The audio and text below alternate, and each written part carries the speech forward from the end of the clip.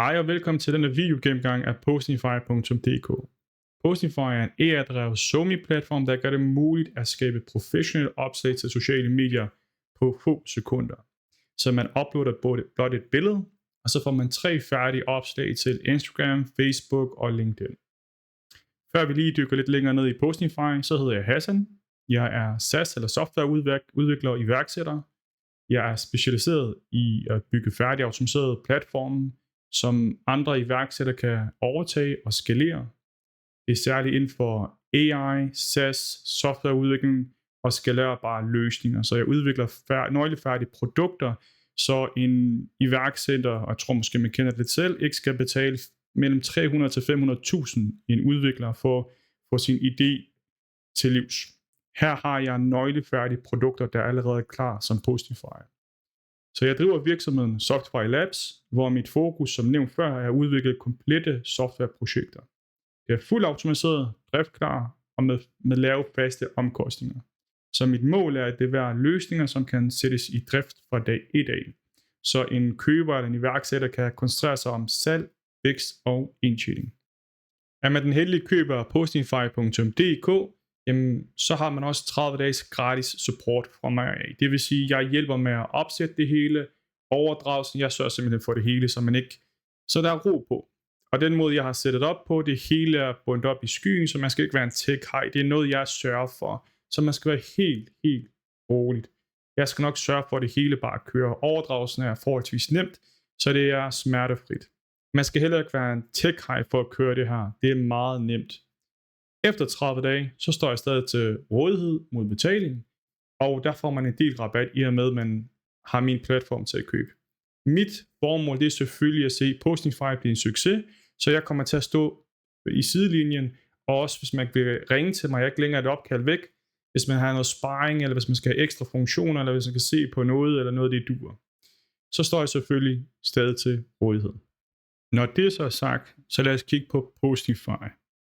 Som nævnt før, så uploader man blot et produktbillede eller en billede, så vil AI simpelthen analysere billedet og ud fra billedet lave 3 færdige sociale medier opslag. Det kan være til Instagram, Facebook og LinkedIn. Det er noget, man selv kan vælge. Det kommer vi faktisk lidt mere ind på. Så lad os starte med at kigge på landingpagen. I landingpagen ser vi sådan en flot, moderne side, hvor vi ser et eksempel i højre hjørne, hvad der sker, så en bruger kan se med det samme, hvad foregår der. Så det er nemt at gennemskue, hvad det er. Der står de her CTR'er her, hvad får man egentlig ud af de her ting her. Så kan vi rulle ned, og så ser man de forskellige ting. Man ser en mobilvision, hvor den er animeret, og ser, hvordan det hele foregår. Så igen, man får det lidt nemt at se på det her. Så ruller vi lidt længere ned, og så ser man en flot animation. Hvis man scroller over, så får man sådan en farvetone, når man lige scroller over. Går man længere ned, så kan man se før Postify, efter Postify. Her hvor man bruger 15 minutter per opslag, og man skal tænke og skrive, hvordan opslag kan man gå viralt og så videre. Og her hjælper Postify med at lave 3 unikke opslag på under 10 sekunder. Så det er meget nemt at se forskellen på Postify, hvad man selv kunne gøre. Så har vi noget, noget rating, hvad kunderne siger. Og så har vi FAQ. Og længere ned har vi så noget nyhedsbrev. Og her, så snart man skriver sin e-mail, så vil den automatisk registrere e-mailadressen på databasen, og man får tilsendt så en mail. I mailen kan man så selv vælge at sige ja, man får lige tilsendt en mail, og sige ja, jeg vil gerne have et nyhedsbrev. Man kan også vælge en ignorere den, så sker det ikke så meget, fordi at i databasen er der noget, der hedder false og true, så man skal selvfølgelig sige ja og nej, også på grund af GDPR og så videre. Man kan altid fremmelde sig igennem sin mail igen. I højre hjørne, jeg ved ikke, man lige kan se det, i højre hjørne, der har vi vores chatbot Mads, og chatbotten er ikke bare en chatbot, det er faktisk en kunstig intelligens, som jeg har designet og udviklet, der er speciale inden for kundeservice, men også inden for kommentering. Så dens main opgave er, nu har jeg så lukket ind, så den kan genkende mig. Hej Mads, eller hej Hassan. Jeg er Mads, din personlige assistent. Hvordan kan jeg hjælpe dig? Og typisk, hvis det er aften, vil den sige god aften, eller hvis det er morgen, så vil den sige god morgen, eller andet. Men dens hovedopgave, hvis man ikke har registreret sig, så vil den sige, hvad Postify er, hvordan man kan registrere sig og guide sig. Hvis man har registreret sig og har spørgsmål, så vil den arbejde som en virtual ansat 24/7, for eksempel, hvordan kan du hjælpe mig med det her, hvordan kan jeg få flere posts, hvad er bedst og så videre. Og den er trænet til at hjælpe kunderne i selve siden, så den er trænet til at genkende alt fra postify.dk. Jeg har brugt sådan en speciel teknik, der sørger for, at den er trænet og speciale inden for postify.dk. Så dens opgave kommer til at på en god måde konvertere de kunder, så der har registreret sig gratis, man får nogle opslag gratis, bare for at få en smagsprøve, og så kan man efterfølgende jo opgradere. Vi kan prøve Mads af. Hej Mads, hvad kan du gøre for... Ej, nu prøver jeg bare et eller andet. Og så vil den så live give et respons. Hej Hassan, jeg kan hjælpe dig med at få det mest muligt ud af Postify. Jeg kan forklare, hvordan du bruger platform til at generere indhold til sociale medier, og så videre. Jeg er en tømmerfirma. Hvad gør jeg? Okay. Der er stavefejl, så heldigvis kan Mads klog nok til at finde ud af, okay, der er noget stavefejl.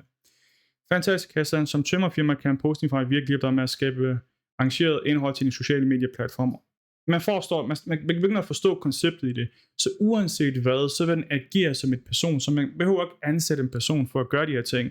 Og hvis FAQ ikke er nok, og hvis man vil slippe for alle de her samme type spørgsmål i sin kundeservice mail, jamen så kan man jo bare bruge Mads herover. Og det er så nemt at bruge. Det står højre hjørne, hvis jeg nu zoomer den lidt væk her. Hvis vi nu fjerner den igen her, så kan vi sige igen, hej Hassan, spørgsmål om dit abonnement eller et eller andet, hvad nu skulle være, hvor Mads kan hjælpe. Så man ved, Mads er der, og man kan altid få hjælp af Mads. Super godt at have. Så er der om os-pagen, der viser lidt, hvem os er. Det her, det kan jeg selvfølgelig godt lave om, hvis man ønsker det. Det er ikke noget problem. Skal man lave en større ting om, så er det mod betaling. Så kigger man på de her priser her, og så er der den gratis. Her fortæller den simpelthen også, mit nuværende abonnement, det er gratis, og her får jeg 5 genererede opslag med 3 versioner på opslag. Og profitmarginen, den hedder 99%. Det er en utrolig høj profitmargin, for det koster ufattelig lidt at generere de her opslag. Så har vi plusabonnementet, pro-abonnementet og entreprise her, hvor man får ubegrænset. Og man trykker bare på opgradere, og så kommer man videre til en Stripe betaling gateway, hvor man kan bruge MobilePay, har jeg ikke lige aktiveret, men man kan bruge sin dankort, Visa Elektron, man kan bruge Google Pay, Apple Pay, og forskellige ting. Man kan også aktivere MobilePay, hvis man ønsker det. Så kan man se, hvad det årlige pris er, så kan man se, hvor meget man kan spare. Og så har vi Blog, og Blog har jeg bare lavet for at den bliver mest effektiv i SEO, så den er mest optimeret i Google indeksering. Og selvfølgelig har jeg også tilføjet Google Analytics, som også kommer lidt ind på senere. Og så kommer magien herover. Så er vi inde på dashboardet. Dashboardet er utrolig simpelt. Enhver person kan gennemskue det her. Man behøver ikke være en tech-high for at forstå det. Her fortæller den lidt. Den giver mig en velkomst, og så fortæller den, hvad AI'en gør, og hvad man skal gøre. Man skal jo selvfølgelig uploade et produktbillede, og så vil den generere en. Lad os tage et eksempel. Man kan enten vælge at trække et billede, eller så lige klikke, og det kan man også gøre på mobil, og så kan man drage det billede, man nu vil. Her er der 4 billeder. Den ene er min hund, og de 4 andre, det er random. Den anden, det er faktisk Tobias Rahim. Så lad os prøve at tage Tobias Rahim, hvis nu det er en event. Så kan man hjælpe AI'en og sige, jamen, hvem er den her person? Tobias Rahim,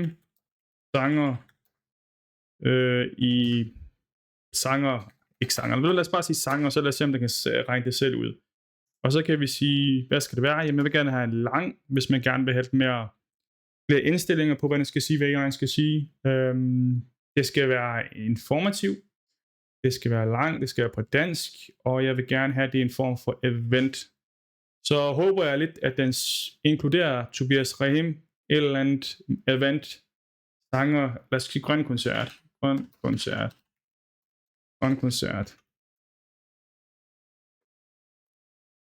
Nej, Jeg vil gerne have den selvregner ud. Jeg skulle til at sige, tag det her med. Men jeg vil gerne have den selvregner ud. Og så, når man har billedet herover, og man har sin tekst, man kan selvfølgelig putte logo på, kalde det whatever man nu har, så AI lige forstår det og kunne bruge det. Man behøver ikke at gøre det, det er simpelthen valgfrit.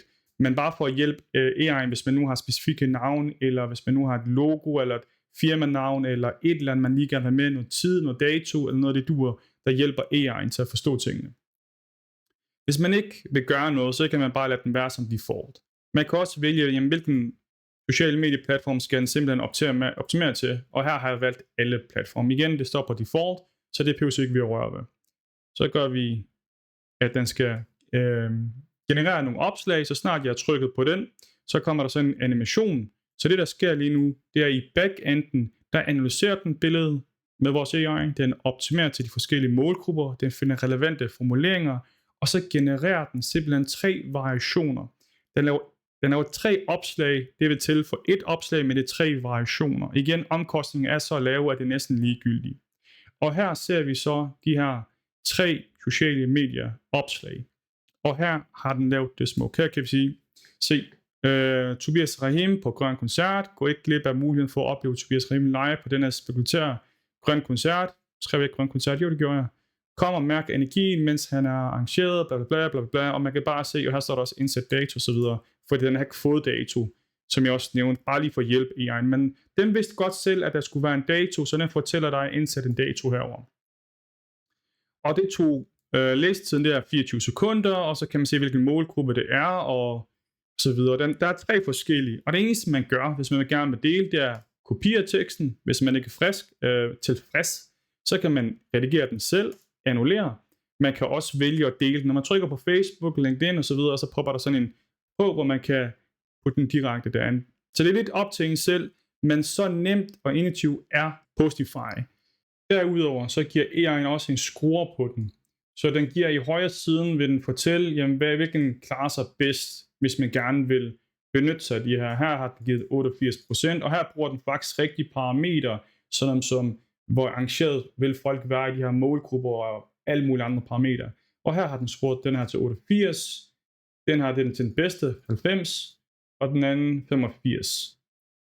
Så den her den vil være bedst, og det er også vigtigt at sige, at der kommer også hashtags med, så snart du trykker på kopier, alt det du kan se med titlen, emojis, teksten og hashtags, det kommer simpelthen med, så snart du skal kopiere tekst, eller hvis du deler de sociale medier. Hvis vi går længere op, så kan vi jo så se, at AI har givet en total score, gennemsnitlig score. Den har fundet en arrangementindeks på 95, det er den det helt rimelig godt, den er tilfreds med resultatet. Hvis den skulle have lavet det dårligt, så vil den ende på 70%, det må måske ikke være det bedste. Målgruppen det matcher også med 85%, og så igen her står der, hvor meget vi har tilbage. Vi har 3 opslag tilbage. Alt det her, det er meget, meget simpelt og meget nemt, og det tog mig knap 10 sekunder at lave. Så man kan forestille sig iværksættere, der ikke vil gå i det her AI boom eller boost, eller hvad man nu vil kalde det, og lære alle de her ting. De kan bare oprette sig i Postify, uploade deres billede, og så får de resultater. Efterfølgende, når de 5 er gået, så får man sådan et pop-up, hvor der står, at du har brugt, jeg kan ikke huske, hvad der står, din kode eller dit opslag, eller et eller andet står der. Når der står, at du har brugt dem op, så for at få flere, så skal du opgradere. Der står også, at du har basisplaner, så kan man så opgradere. Det vil automatisk stå i sådan en dial box, eller sådan en firkantet boks, der popper op, der fortæller, at du kan ikke komme videre, før du opgraderer. Så kan man så være klog og sige, ved du hvad, jeg går ind i profilen, og sletter min abonnement. Og så kan jeg gå ind, sletter min konto. Og så kan jeg skrive slet min konto, en begrundelse, bla bla bla. Det, der er vigtigt at forstå ved det her, det er, at jeg har lavet sådan en sikkerhedsanstalt. Det vil sige, at i 30 dage vil kunden så ikke kunne benytte sig af den samme mail, hvor den simpelthen har slettet det. Og man vil også kunne se IP-adressen, hvis de nu skulle være flittige at bruge andre mailer, eller en anden mail, så vil man kunne se også, at der er en IP-adresse, der matcher herover. Så de simpelthen snyder sig igennem. Det er så de færreste iværksættere, der vil gøre det, men det er mere for at være sikker på en sikker side. Igen, så snart du har slettet dig på grund af GDPR, så bliver alt også slettet permanent. Der er ikke noget, der bliver gemt som sådan. Det eneste, der bliver gemt, det er jo kundens, hvad kan man sige, e-mailadresse, og det navn, kunden selv har lavet, og Stripe informationer, der har webhooks. Andet bliver ikke rigtig gemt. Så det er ikke, de her billeder, de bliver postet, de her tekster, der bliver dannet, de bliver ikke gemt. Men under omstændigheder på grund af GDPR, så snart kunden skriver slet det her, så bliver alt slet på den her e-mail i 30 dage, bare for at sikre, at de laver en ny mail, så de får en flittig idé, så de kan bruge evige opslag. Der er sørget for sikkerheden. Vi skal gå videre, siden vi allerede er herinde i profilen. Så kan vi se ens profil. Man kan se min e-mailadresse, mit navn, og her har jeg brugt Google. Så man kan registrere sig. Nu har jeg ikke vist lige registrering. Man kan registrere sig på 2 måder. Den ene måde, det er, at man kan bruge Google. Hvis man har en Google-konto, så kan man gå direkte ind for 10 sekunder. Så registrerer man sig direkte. Så jeg har også integreret Google login-system. Derudover har jeg også integreret et normalt login-system, hvor man bare, hvis man nu ikke bruger Google, man bruger en anden mail, jamen så kan man skrive den mail til navn, og det adgangskode, man nu ønsker. Så får man tilsendt en mail, bare lige for at bekræfte, og så kan man gøre det på den måde. Min erfaring fortæller mig, at Google Mail er det nemmeste for de fleste mennesker, i og med at det tager ingen tid, og der er meget, sikkerhed i det, og der er meget sådan en form for tryghed i det. Så har vi abonnement, og her kan man se, hvilken abonnement man har, og man kan faktisk administrere sit abonnement. Igen, som nævnt, det her det er automatiseret, så man behøver ikke at gøre noget. Så hvis en kunde kommer herover, så kan de se, hvilken abonnement det her, hvordan det bliver fornyet, kan de automatisk opgradere, nedgradere, opsige, få regninger tilsendt, se deres status. De kan gøre alt fra himmel og jord, så man ikke skal selv gøre noget. Der vil altid stå en status, hvordan det foregår, om det er fornyet, om det ikke er fornyet, og når man opsiger det. Der er en 30-dages opsigelse som alt andet. Hvis man opgraderer, så bliver det opgraderet med det samme, med en difference i forhold til det, de har allerede betalt. Nedgraderer man, jamen så er den igen en 30-dages nedgradering, eller det kommer selvfølgelig an på dato på nedgraderingen. Igen, det hele er nemt, det er ikke noget, man selv skal sørge for. Det er noget, jeg allerede har sørget for. Så er der notifikationer, som nævnt før. Hvis man ikke vil have nogen e-mail tilsendt, så fjerner man bare den. Og i og med normalvis vil der være noget, der hedder sikkerhed, hvor man kan ændre sin kode. I og med, at jeg har brugt en Google-konto, kan jeg selvfølgelig ikke ændre den, da det er min Google-konto. Hvis man havde oprettet sig igennem bare et normalt mail, den her anden integration, som jeg har lavet, jamen så kunne man selvfølgelig også ændre sine kodeord, hvis man ønsker det. Igen, alt det her, det er hammernemt for enhver person. Platformen er optimeret både for mobil, iPad, tablet, større skærm, så den er optimeret til det hele. Se om der er flere ting. Så er der lidt privatpolitik, vilkår, cookies. Der er noget kontakt. Man kan kontakte en, og der står noget fiktiv adresse, det kan vi bare lave om. Og alle de her ting kan vi selvfølgelig lave om. Det er ikke noget problem overhovedet. Vi har noget guides, hvad der kommer til at ske, hvad gør man og så videre, så man ved præcis, hvad man gør. Ellers så har vi selvfølgelig masser, der kan hjælpe os. Hvad har vi mere? Jamen, det var lidt om Postify, en af mine projekter, som jeg er utrolig stolt af, også virker så nemt. Har man spørgsmål efter det her gennemgang af Postify, er man velkommen til at skrive til mig. Vil man gerne have en videomøde, hvor vi lige får noget ansigter på igennem Teams, kan vi selvfølgelig godt finde ud af det. Det er heller ikke noget problem. Vi booker et møde, og så får vi lidt ansigter på. Og har man lidt yderligere spørgsmål, er det heller ikke noget problem. Som nævnt får man en købskontrakt, hvor der står alt det, jeg har snakket om, og hvad man får. Derudover har jeg altid en konkurrenceklausul med, hvor jeg ikke laver lignende platformer. Derudover al IP-rettighederne, det vil sige alle koderne osv., beholder køberen selvfølgelig. Det er ikke noget, der bliver mit efterfølgende, når tingene er overdraget. Det hele er overdraget i skyen, så jeg kommer ikke til at have noget på computeren. Og overdragelsen, det tager knap en dag. Så det er nemt for mig, og jeg hjælper selvfølgelig. Jeg er der hele vejen igennem. Som nævnt, så er jeg interesseret i at se Postify blive en succes. Uanset hvad, tag gerne fat i mig, hvis du har nogle spørgsmål efter den her video gennemgang af Postify.